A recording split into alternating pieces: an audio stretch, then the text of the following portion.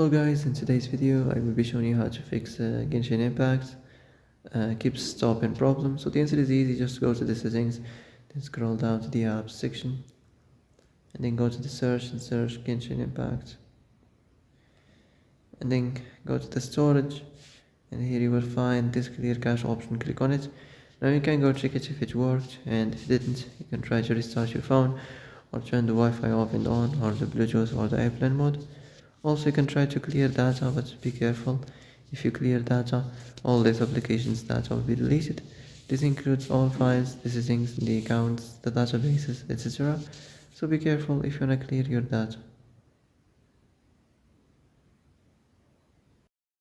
And that's it for today's video. I hope this is the answer you've been looking for.